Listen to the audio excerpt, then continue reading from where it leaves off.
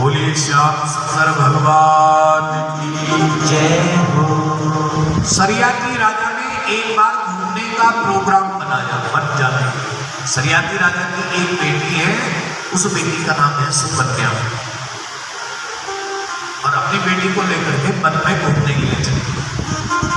घूमने गए तो घूमते घूमते बच्चे जवान थी लड़की, थोड़ा माँ बाप से किनारे चली गई और आगे गई तो एक बल्मीक लगी हुई थी। दीमक ने ढेर बनाया हुआ था मिट्टी का, और उसके भीतर कोई तपस्वी तप कर रहा था। वो चमन नाम के मुनि थे। उनकी आंखें केवल उस दीमक से बाहर दिख रही थी। इसने एक कांटा लिया और वो चमकती आंखों को भेद दिया। एक आंख भेदी, दूसरी भेदी। इतने में मुनि को पीड़ा हुई, मुनि क्रोधित हुए और ऐसे करके सारी दीमक हटा दी। ये सरियाती राजा की कन्या सुकन्या रोने लगी। महात्मा ने कहा, मैं तुझे श्राप देता हूं, कौन है तू जिसने मेरी आंखों को तोड़ दिया, मुझे अंधा बना दिया, कौन है तू? ये बड़ी गिड़गिड़ाई, अपना परिचय दिया, बोले मैं श्राप देते हूं। इसने चरण पकड़े, महाराज साफ मत दो। कौन करेगा मेरी अब बुढ़ापे में, मेरे तो आंख फूट गए, कौन करेगा मेरी सेवा? जब सब प्रकार से इस सुकन्या ने देखा कि जमन ऋषि बड़े असमर्थ हो गए हैं, तो इसने कहा मैं करूंगी। किस भाव से करेगी? तू मेरे साथ रहेगी तो मेरा भी तो बदनाम होगा। इसने कहा मैं तुमसे विवाह कर लूंगी। इतने 80 साल के वृद्ध, 100 साल के वृद्ध, और ये सुकन्या छोटी सी कन्या 20 वर्ष 16 वर्ष से बोले, और ऐसा करके ये विश्वास मिला करके वापस आए। सरियाती राजा भी पहुंचे, उन्होंने बेटी को कहा कि ऐसा कदम मत उठा, मेरे पास राजा है, मंत्री है, हम सेवा करवा देंगे, बाबा की खूब चकाचक हो जाएंगे। इसने कहा नहीं, पाप मैंने किया है, इनकी आंखें मैंने फोड़ी है, मैं ही सेवा करूंगी, मैं ही इनके चरण कमलों की पूजा करूंगी। और सचमुच में इसका ब्याह हो गया उस वृद्ध जन से। जब ब्याह हो गया तो अपने वृद्ध पति को उठाती है, शौच क्रिया से निवृत्त करवा के, स्नान करा के, कपड़े पहना के, चंदन लगा करके, कहा जिसने यौवन से जो संपत्ति दी, जिसने खूब घूमना था, वो बूढ़े पति की सेवा कर रही है। एक दिन ये पानी भरने के लिए तालाब में जा रही थी, सरोवर था, और वहां पर जब गई तो अश्विनी कुमार आ गया। ये दिखने में बड़ी जवान थी, सुंदर थी। तो इन्होंने कहा हम तुझसे विवाह करना चाहते हैं। इसने कहा मैं तो पतिव्रता नारी, मेरे पति वृद्ध हैं। इन्होंने कहा उस वृद्ध को छोड़ और हमारे साथ चल। उसने कहा ना, हम पतिव्रता हैं, और पतिव्रता नारी कभी ऐसा नहीं करती, कितना भी प्रलोभन मिल जाए, कितना भी सुख मिल जाए, लेकिन पतिव्रता नारी अपने भाव नहीं बदलती है। सीता मैया को देख लो, रावण ने कितना कुछ करना चाहा, कहा चाहा कि नहीं चाहा, 1 महीने का समय भी दिया रावण ने सीता को। मास दिवस कहूं कहा न माना, तो मैं मारनी काढ़ी कृपाना। लेकिन सीता माता ने एक ही बात कही थी, पतिव्रता नारी ने एक ही बात कही थी कि तृणधर ओट कहती मैं देही। ऐसा तृण हाथ में लिया और तृण हाथ में लेकर के कहा, हे रावण, तू इस तृण को लांघ करके तो देख, राम की जरूरत ही नहीं पड़ेगी। पतिव्रता नारी की पागल देखनी है तो इस तृण को लांघ कर देख, समूल तेरा जो राक्षस कुल है उसका विनाश हो जाएगा, उस कुल का नाश हो जाएगा। पतिव्रता धर्म में इतनी ताकत है, पतिव्रता जो धर्म है उसमें इतनी ताकत है कि समूल विनाश हो जाएगा। अश्विनी कुमारों ने कहा कि अगर तू हमारे साथ ब्याह नहीं करना चाहती है तो एक शर्त मान ले। बोले क्या? बोले शर्त ये है कि तू अपने पति को भी लिया और दो हम हैं, तीन हो गए, तीनों हम इसमें डुबकी लगाएंगे और तीनों एक जैसे हो जाएंगे। ये अश्विनी कुमार भी डॉक्टर हैं, जैसे हमारे रामपाल जी डॉक्टर हैं, ऐसे अश्विनी कुमार भी वैद्य हैं। ये बुढ़ापे से जवान बना देते हैं, जवान से बच्चे बना देते हैं। अब ये बूढ़ा था, ये प्रकृति की देन है। तीनों अश्विनी कुमारों ने कहा हम तीनों डुबकी लगाएंगे, डुबकी लगाने के बाद जैसे बाहर निकलेंगे तो जिसकी गले में तू माला डालेगी वही तेरा, बोलो, वही तेरा पति होगा। और सचमुच में ये अपने पति को ले आई, बूढ़े पति को उठाकर लाई, जैसे खिलौना लाते हैं। पतिव्रता धर्म में बहुत ताकत है। ले आई और तीनों एक साथ डूबे, बाहर निकले तो एक जैसे हो गए। अब बताओ, इसलिए तीनों जब एक जैसे हैं तो अब मेरा पति कौन है ये नहीं पहचान पाएगा। फिर भगवान नारायण की स्तुति करी, हे नारायण, जिन्होंने मेरे जीवन में इतनी बड़ी परीक्षा लिखी है, आप ही मेरी मदद करो और मेरे पति को मुझे दिखा दो। तब भगवान ने भी बड़ी चातुर्यता से अपने गले की जो माला थी वो इसके पति के गले में डाल दी और तब इसने अपने पति को पहचान लिया। और पति जब जवान हो गए तो इसको बड़ी खुशी हुई। इसने उन अश्विनी कुमारों से कहा कि भाई बदले में तुम्हें क्या चाहिए? तो वो कहने लगे कि बदले में हमें सोमपान करवा लो। राजा सरिया के मन में एक दिन आए, देखा तो अपनी बेटी को खड़ी खोटी सुनाने लगे। पहले तो बहुत बनती थी तो कि मैं बूढ़े पति की सेवा, अब जवान उसको मार के ये किसके साथ रह रही है? बूढ़े पति को मार दिया, ये किसके साथ रह रही है? बाद में कुछ नहीं बताया। नहीं नहीं पिताजी, ये भगवान की और मेरी पतिव्रता धर्म की ताकत है जिससे ये अच्छे बन गए। तो बोले अब क्या करें? बोले अब पिताजी मैंने उन्हें वचन दिया है अश्विनी कुमारों को, तो तुम एक यज्ञ करो और यज्ञ करने के बाद उन्हें सोमपान करवाओ। इसके बाद अम्बरीश राजा की कथा, देखो कितनी कथाएं हैं, कैसे कर लेते हैं लोग चौथे दिन कृष्ण जन्म, सब छोड़ छाड़ करके बस उन्होंने सीखा, उन्होंने इस टाइम को इस तक रखे। मनोहर जी आश्चर्य हो जाता है मुझे। हाँ, 7 घंटे की कथा अगर रोज हो, 7 हर्ष, अगर 7 घंटे कथा हो तब तो संभव ही है चौथे दिन। अब 3 साढ़े 3 घंटे हम करते हैं और तब चौथे दिन कृष्ण जन्म करें तो मुझे नहीं लगता, या तो फिर छोड़ना पड़ेगा, पेज पलटाने पड़ेंगे। मंगल भवन मंगल दीन दयाल तुम्हारी मंगलवारी श्री राम जय राम जय जय राम श्री राम जय राम जय राम जय राम जय राम। तो भगवान अम्बरीश राजा का एकादशी का व्रत था। एक कथा और आई, और एकादशी का विधान है कि पहले दिन एकादशी कितने लोग करते हैं? हाथ उठाना। अच्छा, आप नहीं करते? क्या करते हैं? चलो बड़ी बहन करती है, इसलिए नहीं करते, आप भी करते हैं। एकादशी का जो व्रत करता है उसको भागवत कथा करवानी ही चाहिए। अब हाथ नीचे हो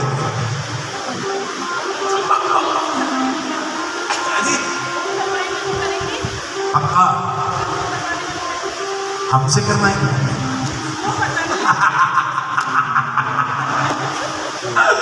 श्री राधा रमण भगवान की। अब विश्वास तो आपने छोड़ दिया उन पे, और जब बोला हमने कि हम पे, तब निर्णय ले लिया कि क्या चलिए सर।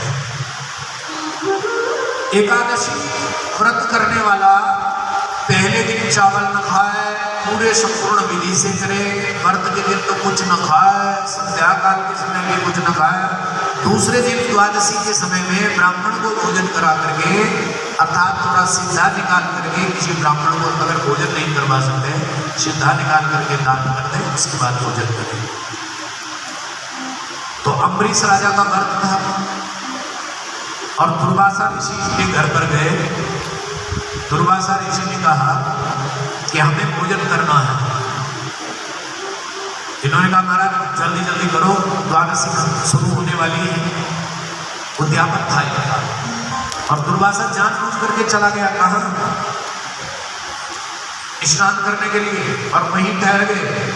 इधर से जब ये पारायण करने का समय जब आया, तो ऐसा नहीं कि 12-1 बजे भोजन बने, कई लोग 11-12 बजे झाड़ू को लगा देंगे तब खाएंगे ना। सूर्य उदय के समय ही पारायण होना चाहिए। जब सूर्य उदय हो उसी समय पारायण होना चाहिए, और तब सूर्य उदय के समय पारायण कर रहे थे।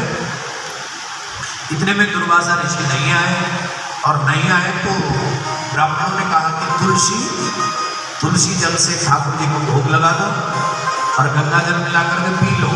और जैसे कि पी रहे थे, दुर्वासा आ गए, पता लग गया तूने झूठा कर दिया। श्राप देने लगे, जैसे श्राप देने लगे, अपने भक्त की रक्षा के लिए भगवान के हाथ से सुदर्शन चक्र छूट गया और दुर्वासा का पीछा करने लगा। आगे आगे दुर्वासा भागे।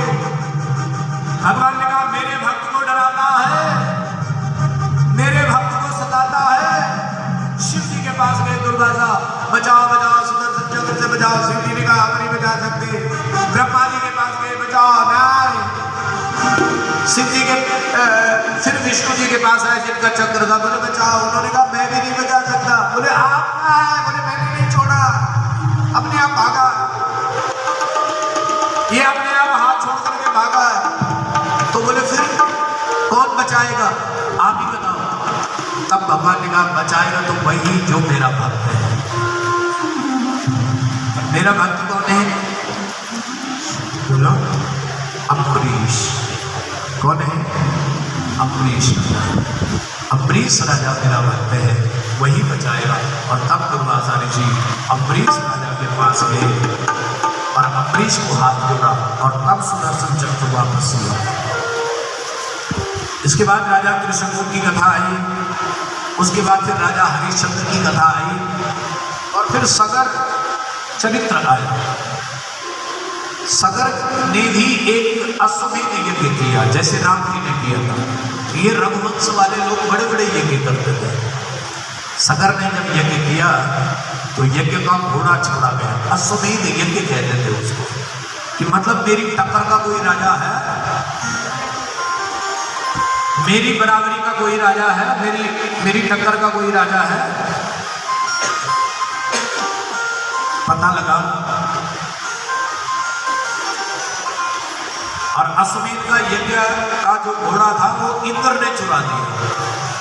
और इंद्र ने जब उन सगर राजा का घोड़ा चुराया तो पाताल लोक में बांध लिया कपिल मुनि के पास। सगर के पुत्र ढूंढने के लिए गए, लेकिन कहीं नहीं मिला। फिर 7000 पुत्र गोत्रों ने फिर पृथ्वी को खोदा, बोले पाताल लोक में जाते हैं। फिर पाताल में आए, कपिल मुनि का आश्रम था, और उन्होंने मुनि को चोर समझ करके उनके कान, उनके बाल सब खींचने लगे, अर्थात मुनियों को तंग करने लगे। तब कपिल मुनि की जब आंख खुली तो सगर के 7000 के 7000 पुत्र पौत्र भस्म हो गए। वापस आए, बोले मिला नहीं। जब सब भस्म हुए तब अंशुमान गया। अंशुमान ने जब फिर उस जगह पर गए, कपिल महात्मा को देखा, प्रणाम किया, पूछा, बोले ये 7000 पुत्र पौत्र तेरे सब मर गए। महाराज इनका उद्धार कैसे होगा? तो बोले अगर गंगा धरती पर आएगी तो।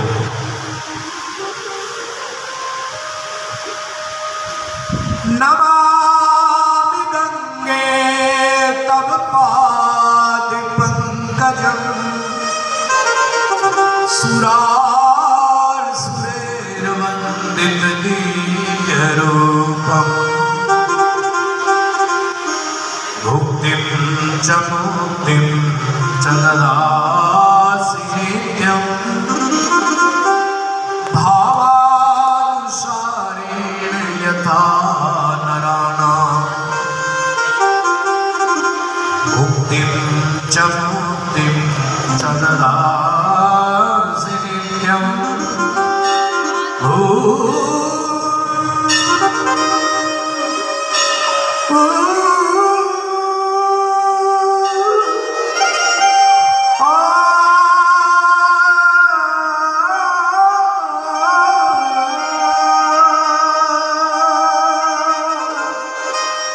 भुक्तिं च मुक्तिं च ददासि नित्यं भावानुसारेण यथा नराणां।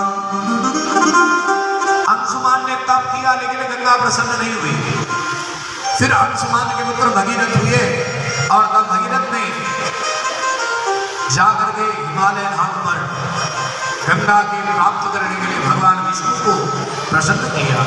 विष्णु ने कहा गंगा तो भगवान ब्रह्मा के कमंडल में है, अगर ब्रह्मा जी कमंडल से छोड़ दें गंगा तो तुम्हें प्राप्त हो सकती है, लेकिन उसके वेग को कोई रोकने वाला चाहिए। ब्रह्मा की तप किया, फिर ब्रह्मा के बाद शंकर का तप किया और तब पापापहारी दुरितारि तरंगधारी शैलत्रजर गिरिराजोहागिधारी झंकार कार्य हरिपाद रजोपहारी गंगम गुणाद सददम सुभगार। और शिव जी गंगा को भी घमंड हो गया। सुन रहे हो? अच्छा तुम भी कभी कभी 3 देवता बन जाते हो। जब तुम हरिद्वार जाते हो तो 3 देवता बन जाते हो। जब तुम पैर गंगा जी में रखते हो तो क्या बनते हो? विष्णु। सुन रहे हो? और जब तुम डुबकी मारते हो तो क्या बनते हो? बोलो शंकर। और जब तुम जय मंदिर लाते हो तब तुम क्या होते हो? ब्रह्मा। तब तुम ब्रह्मा बनते हो। लेकिन उन 3 देव बनने के लिए तुम्हें हरिद्वार जाना पड़ेगा। लेकिन हमारी भागवत कथा कहती है कि यदि तुम त्रिदेव बनना चाहते हो, ब्रह्मा विष्णु शंकर बनना चाहते हो, तो भागवत कथा की सभा श्रवण कर लो। फिर देखो तुम त्रिदेव यहाँ अपने आप बन जाओ। त्रिदेव अपने आप यहाँ बन जाओ। कथा का अवगाहन करोगे, कथा में डूबोगे तो यही तुम त्रिदेव बन जाओगे। हरिद्वार जाने की जरूरत नहीं। इसके बाद गंगा पृथ्वी पर आई, आगे आगे भगीरथ राजा, पीछे पीछे गंगा मैया, और हम सबका कल्याण करने के लिए। गंगा ने तो केवल उन लोगों को तारा जिनके घर गंगा के किनारे हैं, लेकिन हमारी भागवत ने तो उन लोगों को भी तारा जो कभी गंगा नहीं गए, तथा गंगा बनकर के उन सब लोगों को तारने के लिए पहुंच जाती है। जहाँ जहाँ गंगा का क्षेत्र नहीं है वहाँ वहाँ कथा जाए तो सबका अवगाहन करवाती है। इसके बाद भगीरथ राजा के बाद की कथा आई, तेरे राम जी का जन्म हुआ। गुरुवर्धे त्यक्तराजो विचरतवनं पद्मपदभ्यां प्रियायां पाणिस्पर्शात् क्षमाभ्यां मुदितपदरजौ यो हरीन्द्राजाभ्यां वैरुक्षाचुर्वणाख्या प्रियविरहर्षारोपितो भूवृजम्बः हस्तिदेवदशेनो फलवलदहनो कौसले ध्रुवता। फिर मेरे राम जी का जन्म आया। राम जी की कथा तो बहुत विस्तार पूर्वक है, बड़ा समय लग जाता है उसमें, तो हम यहाँ पर एक ही श्लोक में राम की कथा का समापन करते हैं। आलू राम लघु बनानिगमनम हत्वा मृगम कांचनम वैदेही हरणम जटायुमरणम सुग्रीव संभाषणम वाली निग्रहणम समुद्र तरणम लंकापुरीदाहनम वत्सारावणम वर्णमननम तीर्थत्ते रामायणम। इसी श्लोक से राम कथा का राम जी के जैसे बनना होगा। राम जी ने करके दिखाया कि सत्कर्म और जीवन में कैसे करना चाहिए। इसके बाद ययाति की कथा आई। ययाति राजा ने अपने जीवन में बहुत कुछ प्राप्त किया। अंत में यमराज ने उसे मौका दिया कि अगर तू अभी भी जीना चाहता है, आदमी मर जाता है लेकिन इच्छाएं मरती नहीं है। आदमी बूढ़ा कितना भी बूढ़ा हो जाए सोचता है कि मेरा ऐसा हो जाता, मेरा ऐसा हो जाता। 4 मंजिल बना एक और बन जाती तो किराया आ जाता। हाय इतना आ जाए, इतना आ जाए, भूख धन संपत्ति वैभव आ जाए, इच्छाएं पूरी नहीं होती। तो यमराज ने इससे पूछा तेरी कोई अंतिम इच्छा है? इसने कहा महाराज और तो सब ठीक है पर इच्छा नहीं पूरी हुई। बोले किस चीज की? बोले भैया अगर 10-20 साल और मिल जाते तो। इसने कहा फिर ठीक है तुम अपने बच्चों से उम्र मांगो, जो बच्चा तुम्हें अपनी उम्र दे देगा तो तुम उतने साल जीते। बड़े बेटे को बोला तो अपनी एज उम्र मुझे दे देगी। उसने कहा पागल हो गया, हे बाबे पागल हो गया, तू बुढ़ा ने खा भी लिया, चल हट जा, मेरी उम्र क्या लेगा। दूसरे ने कहा मैं नहीं देता अपनी उम्र। तीसरे बेटे ने कहा मैं भी नहीं देता अपनी उम्र। लेकिन चौथा वाला बड़ा बोला था, उसने कहा मेरी उम्र ले लो पिताजी। अब इसकी उम्र के बाद भी वही हाल हो, तब भी इच्छा पूरी नहीं। ययाति राजा में प्रवेश कर रहे हैं। भगवान की कथा को बड़े आनंद भाव से श्रवण करें। ओम नमो भगवते वासुदेवाय। राजा परीक्षित को 4 दिन पूरे हो गए हैं कथा श्रवण करते करते, लेकिन अन्न जल ग्रहण नहीं किया है। 4 दिन से भूखा प्यासा वो राजा एक जगह पर बैठा है और प्रश्न कर रहे हैं सुखदेव जी से। कह रहे हैं कथितो वंश विस्तारो भवता सोम सूर्ययो राज्ञा चोभयवस्यानां चरितं परमाद्भुतम् यदोश्च धर्मशीलस्य नितरां मुनिषत्तमः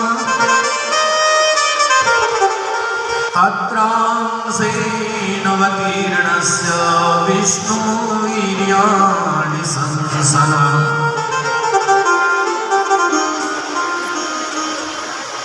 अवतीर्य यदुर्वंशे भगवान् भूतभावनः कृतवान् यानि विश्वात्मा तानि नो वदतां वरः।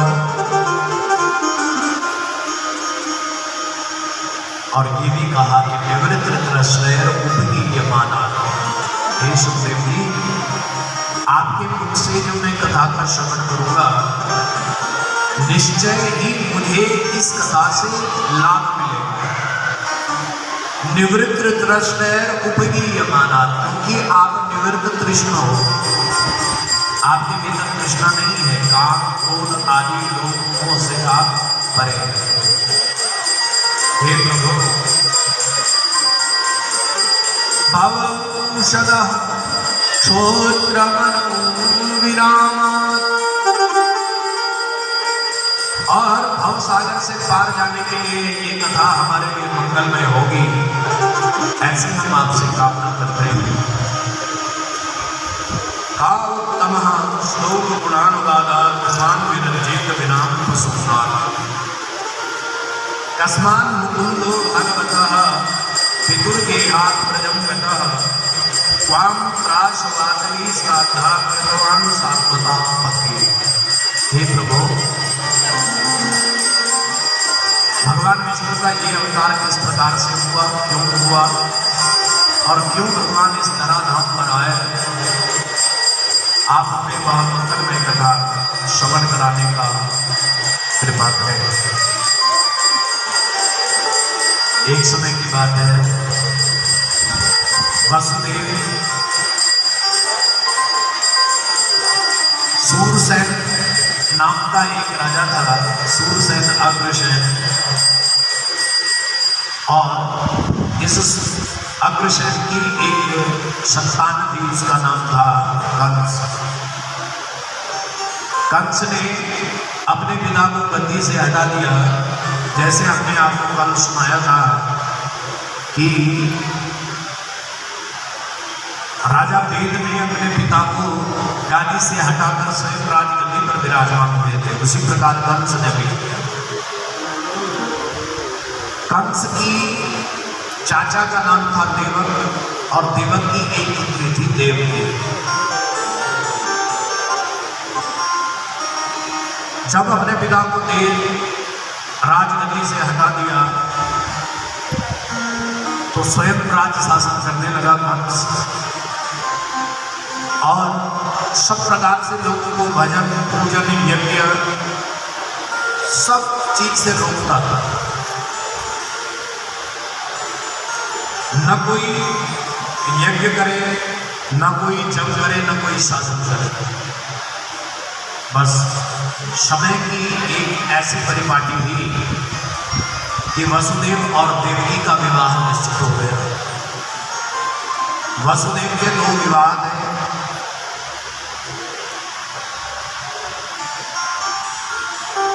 और एक पहले से ही पत्नी थी रोहिणी। लेकिन कंस के इस अनाचार की वजह से कोई भी राजा इससे रिश्ता लगाने के लिए तैयार नहीं हुआ, क्योंकि रिश्तेदारी भी वही करते हैं जहां बराबरी विचार मिलते हैं।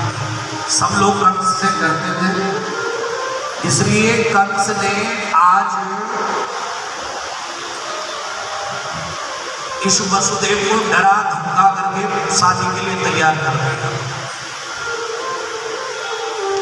वासुदेव ने कहा कि मेरी पहले से ही पत्नी रोहिणी है, लेकिन इसने जबरदस्ती ये जानते हुए भी अपनी बहन देवकी का विवाह वसुदेव के साथ किया। विदाई का जब समय हो रहा था तो स्वयं रथ को हाँकने लगा कि मैं अपनी बहन को ससुराल तक छोड़ाऊंगा। वसुदेव और देवकी जैसे ही रथ पर बैठे, रथ हाँकने लगा तो इतने में आकाशवाणी हुई।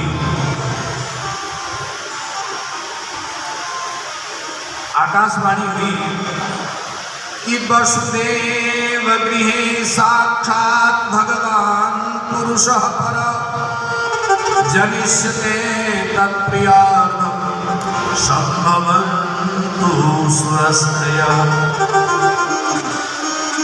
आकाशवाणी हुई कि हे वसुदेव,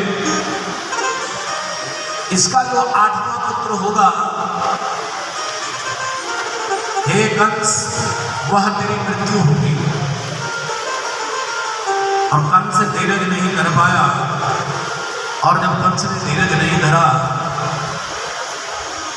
तो अपनी बहन को मारने के लिए ही तलवार निकाली। समय का पता नहीं है सज्जनों, समय कब क्या करवा दे इसका पता नहीं। समय बदल गया, समय अच्छा था तो विदा कर रहा था, समय बुरा आया तो अपनी ही बहन को काटने के लिए तैयार हो गया। जब बहन को काटने के लिए तैयार हो गया तो वसुदेव बड़े सरल थे। वसुदेव ने हाथ जोड़ करके कहा कि हे राजन, आप राजा हो, मृत्यु जन्मगता वीर देहि न सहजायते अद्याचाप सतां देवा मृत्युवा प्राणिनां ध्रुवा।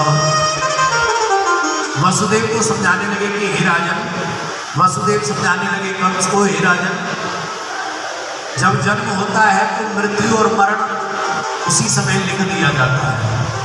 शरीर का ही जन्म होता है और शरीर ही मरता है, ये देह के साथ चलता रहता है। अध्यवाप सतान्ते वह मृत्युर्वह प्राणिनां ध्रुवा। और मृत्यु अटल है, मृत्यु निश्चित है, इसलिए आप शोक का त्याग करें।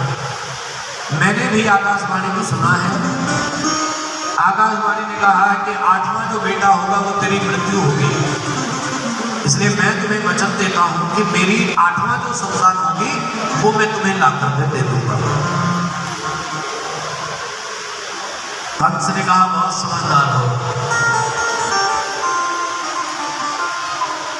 इतने में एक महात्मा आया, उस महात्मा ने भी कंस को कहा, देखा कंस, अब भगवान अवतरित होने वाले हैं, तेरे पापों का घड़ा भर गया, तेरे जो जीवन भर के पाप जो तूने इकट्ठे किए थे आज उनका खात्मा होने के कगार पर वो पाप आ गए। कंस ने कहा इसे भी जेल में डाल दो, और अपने पिता को भी जेल में डाल दिया। ऐसे पुत्र कंस ने वसुदेव और देवकी को बेड़ियों से जड़ दिया।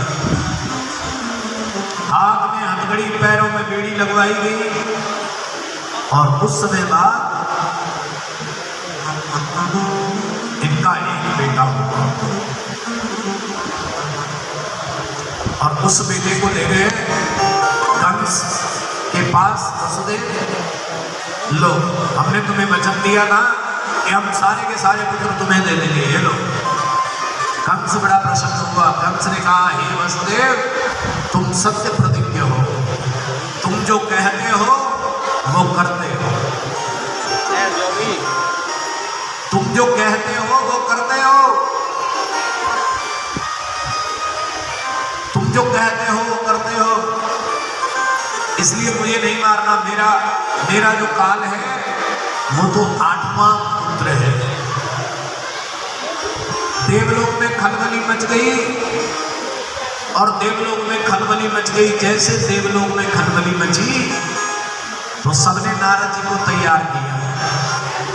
बोले, हे नारद, जाओ और कंस की बुद्धि को भ्रमित करो, ताकि कंस वो पाप करने लग जाए। नारद जी आए, नारायण नारायण करके। कंस ने इनका सम्मान किया, स्वागत किया। नारद जी ने ऐसे दिखाए, बोले बताओ कि पहला कौन सा है और 8वां कौन सा है। यहां से गिनेंगे तो 8 यहां होगा, और यहां से गिनेंगे तो 8 यहां होगा। एक कमल का फूल भी दिखाया, अष्टदल का कमल था, और अष्टदल के कमल को ऐसे खिलाकर देखा। बोले अब इसमें पहला, दूसरा, 8वां, हर दूसरा 8वां, हर तीसरा 8वां, हर चौथा 8वां, हर 5वां 8वां, ये सिद्ध कर दिया। बोले गुरुदेव, क्या ये मत सोचना कि पहला बेटा है, हो सकता वही 8वां हो। कंस फिर गया, बहन अपने बेटे को हाथ में झुला रही थी। इतने में कंस गया, और उस पापी कंस ने कुछ घंटे का ये बच्चा और उसको हाथ में लिया, दोनों एक हाथ से उसके दोनों छोटे छोटे पैर पकड़े, और इतनी जोर से और दीवार पर पटक दिया। वही चित्र छप गया दीवार पर, और जैसे दीवार पर चित्र छपा तो मां को रोना हो गया। एक बेटा मरता है तो कितना रोना होता है, लेकिन जब 6 के 6 पुत्र देवकी के मरे तो देवकी रोने लगे। 7वीं बार वैकुंठ में चलते हैं थोड़ा सा। अब भगवान विष्णु ने सारे जितने थे कंस के त्राप से भगवान के पास गए। भगवान ने आश्वासन दिया कि मैं आ रहा हूं, तुम चलो वृंदावन में, तब तक कोयल बनो, पक्षी बनो, मैं मेरी प्रतीक्षा करो, कोई गोपी बनो, कोई ग्वाल बनो। अब भगवान ने अपने शेषनाग को कहा चलोगे? शेषनाग ने कहा मैं नहीं चलता इस बार। क्यों? पिछली बार आपने मेरे ऊपर आरोप लगाया था। क्या क्या आरोप लगाया था? आपने बोला था लखन तेरे कारण मेरी सीता का हरण हुआ है, इसलिए मैं नहीं आता अब तुम्हारे साथ। नहीं बनती है तो तुम अपने घर, हम अपने घर। भगवान जी ने कहा देखो भैया, हमारा मन तुम्हारे बिना नहीं लगता है। अवतार तो हम लेते हैं, पर शेष नाग अगर साथ लेना हो तो हमारा मन नहीं लगता। तो बोले बड़ा ठीक है, अगर ये बात है तो मैं करूँगा कुछ नहीं। बोले कुछ नहीं करना, खड़ा रहना बस, तुम्हारे खड़े रहने के साथ ही कुछ और है। बोला ठीक है, लेकिन इस बार बड़े भाई बन करके जाओ। और तब 7वीं गर्भ में भगवान ने शेष नाग को भेजा और 7वीं गर्भ को ये गर्भ में चले गए। और फिर भगवान ने अपनी माया को बुलाया और माया को कहा हे माया, देवकी के 7वें गर्भ को उठाओ और रोहिणी के गर्भ में प्रस्थापित करो, क्योंकि इसमें पाप भी नहीं लगेगा। पाप क्यों नहीं लगेगा? क्योंकि दोनों वसुदेव जी की पत्नी है। अब एक माँ ने उसको धारण किया, चाहे दूसरी माँ ने धारण किया, उसको पाप नहीं लगेगा। माया आई और माया ने इस बालक को उठाया और रोहिणी के गर्भ में प्रस्थापित कर दिया। और स्वयं, और फिर भगवान ने माया को कहा कि तुम भी इधर मत आना, यशोदा के गर्भ में चली जाना। एक यशोदा मैया है, उस यशोदा के गर्भ में चली जाना। और अब भगवान, भाद्रपद का महीना है, भाद्रपद का महीना, अष्टमी तिथि, बुधवार, रात्रि के 12 बजे भगवान मां के उदर से नहीं आते, बल्कि भगवान प्रकट होते हैं। आज देवकी जी को भी लग रहा है कि कुछ न कुछ होने वाला है।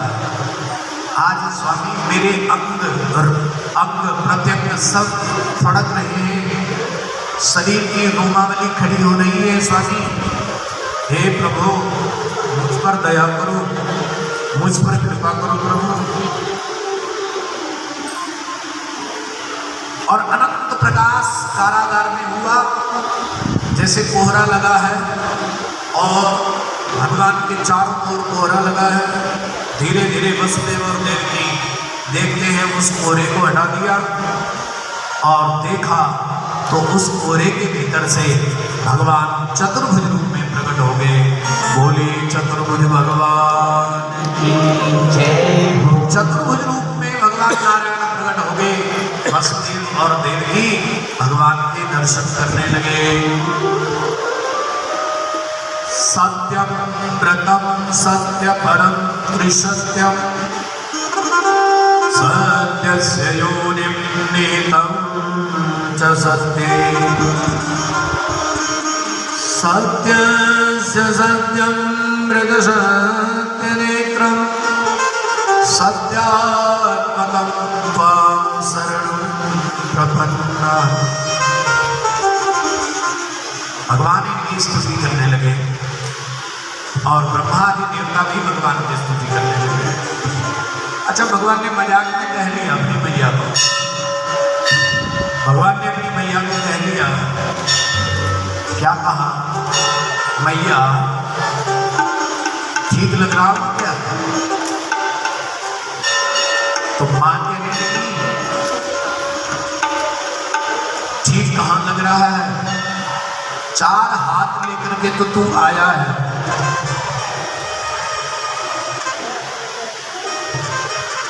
चार हाथ लेकर के तू आया है।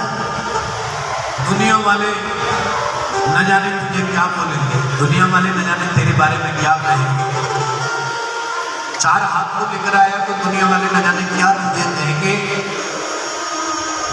क्योंकि इस दुनिया में थोड़ा सा कुछ होता है तो लोग बदनाम करने लग जाते हैं। इसीलिए चार हाथ लेकर आया है। इसका कारण तो बता, दुनिया के दो हाथ होते हैं, तेरे चार हाथ हैं। कहने लगा भैया मैं चार हाथों से चार वर्णों की रक्षा करूंगा, ब्राह्मणों की रक्षा करूंगा, क्षत्रियों की करूंगा, वैश्यों की करूंगा, शूद्रों की करूंगा। बोले वो तो ठीक है पर अच्छा नहीं लगता। ये चार अस्त्र शस्त्र भी क्यों लाया है, ये चार अस्त्र शस्त्र भी क्यों लाया? भगवान ने कहा ये अच्छे नहीं है, नहीं है, उनको भी भगवान ने भेज दिया। बोले अब ठीक है क्या? तो बिल्कुल खाली हाथ, बोले चार हाथ भी नहीं चाहिए, भगवान ने वो हाथ भी भेज दिया। बोले अब ठीक है क्या? बोले अभी भी कहाँ ठीक है, बेटा कैसे लग रहा है? बेटा लग रहा है तो बाप के समान लग रहा है, पिता के समान लग रहा है। अब भगवान ने कहा मैं छोटा हो जाऊं उससे पहले ही भैया हे पिताजी मुझे इस सूप में पधराओ और पार गोकुल में छोड़ देना। नंद बाबा के घर में वहां एक बेटी ने जन्म लिया है, उस बेटी को इधर लाना और मुझे वहां छोड़ देना। वासुदेव ने कहा मेरे हाथ में तो हथकड़ी पड़ी है, पैर में बेड़ी है, मैं कैसे आपको? भगवान ने कहा तुमने रामायण नहीं पढ़ी शायद, उसमें लिखा है कि सन्मुख होई जीव मोई जवाई जन्म कोटि अग्नास जन्म कोटि अग्नास। भगवान कहते हैं कि जो मेरे सम्मुख आ जाता है तो उसके करोड़ों जन्म के पाप नष्ट हो जाते हैं, और जो मेरी कथा का श्रवण करता है भगवान कहते हैं उसके भी मैं करोड़ों जन्म के पाप काट देता हूँ, उसके भी करोड़ों जन्म के पाप नष्ट कर देता हूँ, फिर उसको पाप रहित बना देता हूँ। और तब हाथ की हथकड़ी टूट गई, पैर की बेड़ी खुल गई, हाथ की हथकड़ी खुल गई, पैर की बेड़ी खुल गई। और जैसे पैर की बेड़ी खुल जाती है तो वसुदेव उस सूप में भगवान को पधारते हैं और आगे की ओर चलते पार गए। देखा देखा तो देखा तो बाहर से बादल उमड़ घुमड़ करके आ रहे हैं और जमुना जी में अत्यंत आनंद का अनुभव हो रहा है। गागर में सागर भरना, गागर में सागर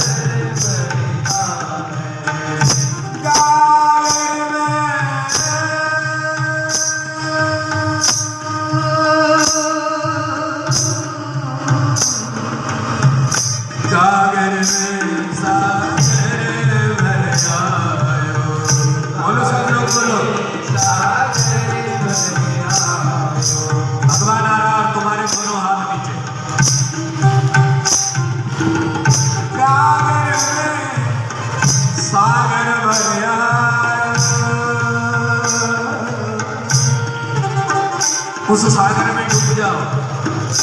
गागर में सागर भर आयो, ब्रह्म यशोदा के घर आयो, ब्रह्म यशोदा के घर आयो।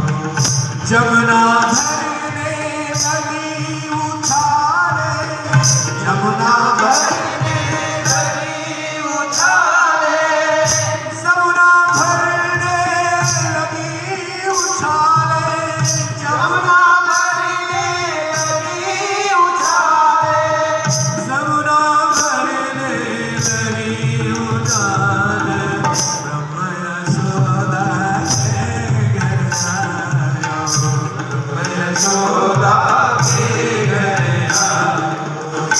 ब्रह्म यशोदा के घर आयो, ब्रह्म यशोदा के घर आयो, ब्रह्म यशोदा के घर आयो, ब्रह्म यशोदा के घर आयो, ब्रह्म यशोदा के घर आयो, ब्रह्म यशोदा के घर आयो।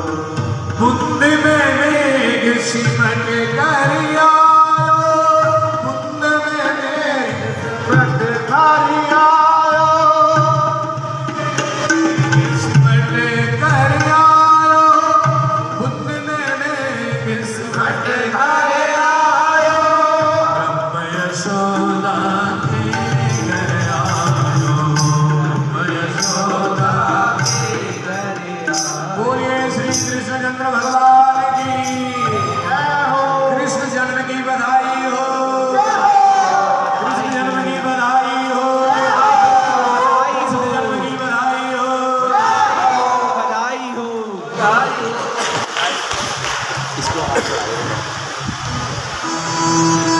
कान्हा को हो अवतार बधाई सारे भक्तों को, कान्हा को हो अवतार बधाई सारे भक्तों को, बधाई सारे भक्तों को, बधाई सारे भक्तों को, बधाई सारे भक्तों को, बधाई सारे भक्तों को। एक मिनट आपने बच्चे के बर्थडे में नाचते हो कि नहीं? अरे भैया कान्हा का जन्मदिन है, उठिए दोनों हाथ उठा करके। कान्हा को हो अवतार बधाई सारे भक्तों को, कान्हा को हो अवतार बधाई सारे भक्तों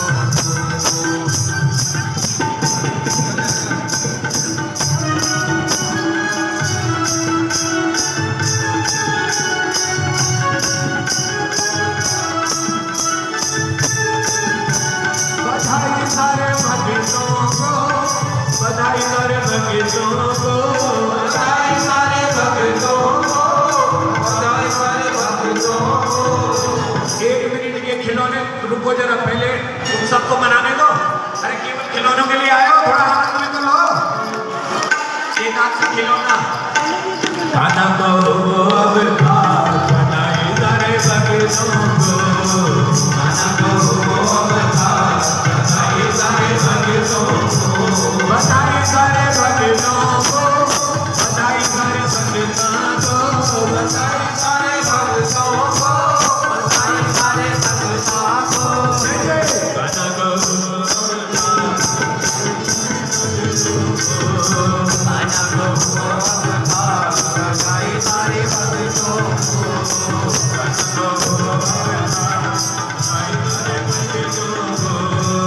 कान्हा को हो अवतार कान्हा को हो अवतार बधाई सारे भक्तों को, कान्हा को हो अवतार बधाई सारे बधाई सारे भक्तों को। दोनों हाथ उठा करके।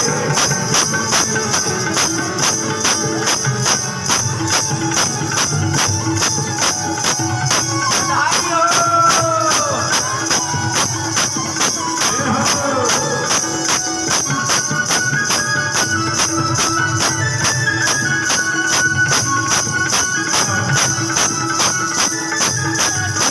पीछे पीछे हो जाओ ना, सब कुछ मिलेगा आपको चिंता मत करो। खीर जलेबी लड्डू बसाना, जलेबी लड्डू बनाना, मक्खन मिश्री का भोग लगाना, किसी का भोज लगाया। और कान्हा को लगा बड़ा स्वाद। हे बेटी, पहले मक्खन मिश्री लाओ, खिलौने के बाद में। कान्हा को लगा बड़ा स्वाद बधाई सारे भक्तों